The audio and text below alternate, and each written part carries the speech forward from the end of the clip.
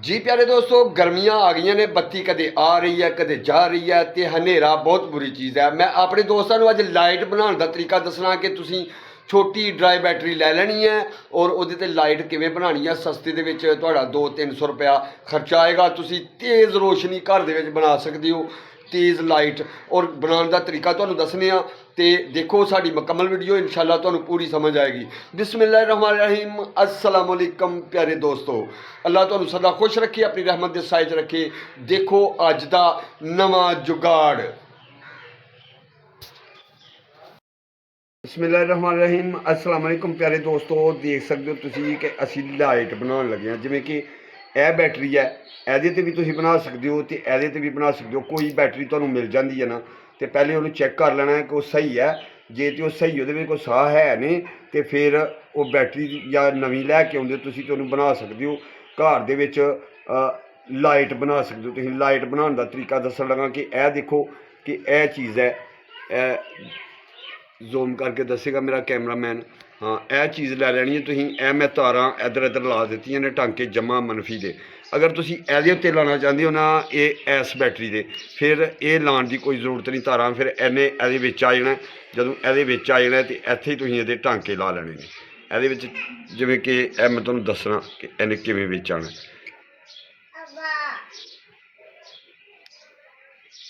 इस तरह ने इहदे विच आ जाना, इत्थे टांके ला लैने ने तुसीं। ते यह लाइट है ना जी, यह लाइट तुसीं इस साइड ते ला के ते इधरों कनैक्शन कर लेना। जिवें कि इस तरह तो तुहाडी लाइट तैयार हो जाएगी। यह इत्थे ला लैनी है, दूसरी इहदे नाल ला लैनी है। ठीक है, यह जमा है तो यह मनफी है। यह कनैक्शन तुहाडा हो जाना। इहदे नाल तुसीं मोबाइल वाली पिन ला के चार्ज कर सकते हो। हुण तुहानूं मैं दस्सना चाह रहा कि यह बना के दसना कि हुण इहनूं असीं तैयार करना है। यह तो तुहानूं दस दित्ता कि किवें बननी है। और अगर इस नूं असीं बनाने आ, इस बैटरी नूं, ते ओह किवें बननी है यह भी तुहानूं दस दिंदे आ। यह वेखो जी, कोई मुश्किल तरीका नहीं। यह देखो कि इहनूं ही असीं यह मैं तारां ला दित्तियां ने, एक जमा दी एक मनफी दी, ते यह शोल्ड कर लैणियां ने इस तरह। इत्थे रख के ना इहनूं इत्थे चिपका दे, ते थोड़ा नज़दीक रख के ना तो कोलों वहा। ठीक है, और यह बैटरी भी तुहानूं अच्छे तरीके नाल वहा देआं। यह देख सकते हो तुसीं। ठीक है, ये बैटरी जनाब तुहाडी जे सही होई ना तो बेहतरीन वर्क करेगी। तुसीं सही बैटरी लै लैनी है, क्योंकि यह सैकेंड हैंड है साढ़े कोल। तुहानूं तरीका दस्सण लगा और इनू फिर चार्ज करांगे तो ये लाइट चलेगी। और इनू चार्ज करने का तरीका भी नाल नाल ही तुहानूं समझ आ जानी है और पूरा समझाने आ। यह वेखो कि पूरी वीडियो वेखण नाल ही समझ आउंदी है, तो पूरी वीडियो ध्यान नाल वेखोगे इंशाअल्लाह तुहानूं पूरी समझ आएगी। ठीक है, इस तरह करके ना इत्थे फिट करने। यह जमा वाली साइड है, यह मनफी वाली साइड है, तुसीं वेख सकते हो। यह वेखो जी, इनू इत्थे रख लेना। इत्थों तुसीं इनू अल्फी दे नाल जोड़ सकते हो। ठीक है, या किसी भी समाध नाल जोड़ सकते हो। लेकिन यह असीं इत्थे टांका लाना। ठीक है,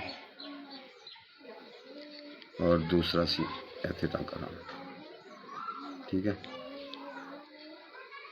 पहले टांका लावांगे। यह वेख सकते हो जी, टांके असीं इनू ला लेने। और इनू हुण चार्ज करने का तरीका तुहानूं दसने। फिर यह लाइट भी इत्थे लानी है।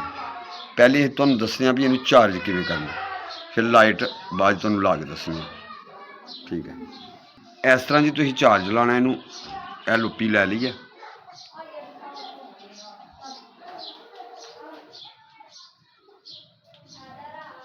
यह चार्ज लग गई है, बैटरी चार्ज होने लग गई है।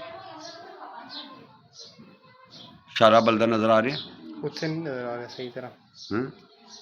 यह वेखो, यह वेखो, यह नज़र आएगा तुहानूं। इनू कढ़ लिया, बंद हो गया, यह बल पिया। ठीक है,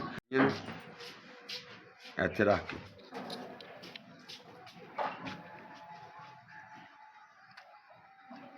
ਇਹਦੇ ਦੇ ਨੂੰ ਚਿਪਕਾ ਲੈਣਾ जी। बिल्कुल हुण असीं ਇਹ लाइट लानी है। ठीक है, लाइट ਇਹਦੇ ਨਾਲ जोड़ने ਆ।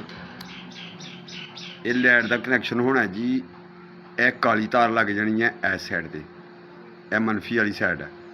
यह जमा वाला कनैक्शन आ रहा जोड़ा कि बटन के थ्रू आ रहा, वो यह जगह यह तुसीं देख सकते हो कि बल गई इत्थे लाइट। ठीक है, इत्थे हुण टांका ला के तुहानूं दस्सने आ। मैं बंद कर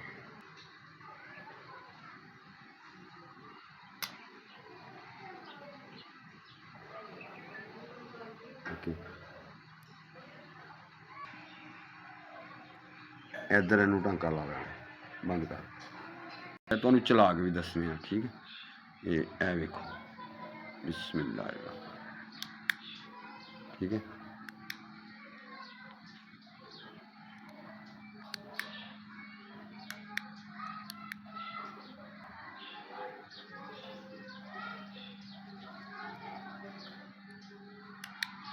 ਅੱਛਾ, ਹੁਣ ਇਹਨੂੰ ਚਾਰਜ ਕਿਵੇਂ ਲਾਉਣਾ? ਇਹਨੂੰ 4 ਵੋਲਟ ਦਾ ਚਾਰਜ ਲੱਗ ਜਾਏਗਾ ਮੋਬਾਈਲ ਵਾਲਾ।